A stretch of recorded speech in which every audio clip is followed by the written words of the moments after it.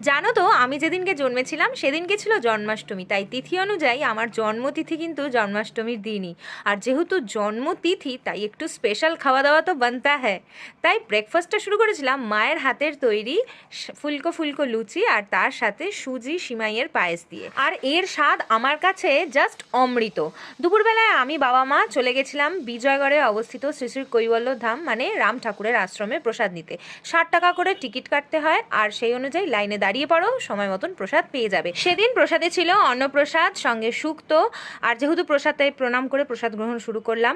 তারপরে ছিল মুগ ডাল সঙ্গে আলু ভাজা, তার সাথে পোলাও, পনির দিয়ে সবজি দিয়ে তরকারি, শেষ পাতে ছিল আমের চাটনি আর পায়েস। তারপর আমরা তিনজন মিলে বেরিয়ে পড়েছিলাম একটু বড় বাজারের উদ্দেশ্যে পুজোর শপিং করবো বলে। খেয়ে নিলাম একটু ম্যাঙ্গো লস্যি, আর রাতের বেলায় ফেরার সময় ডিনারে গুপ্তা ব্রাদার্স থেকে নিয়েছিলাম মশালা ধোসা, ধোকলা আর দই বড়া। তো চলো শর্টস আজকে এই পর্যন্ত, নেক্সট শর্টসে দেখা হচ্ছে। Okay bye.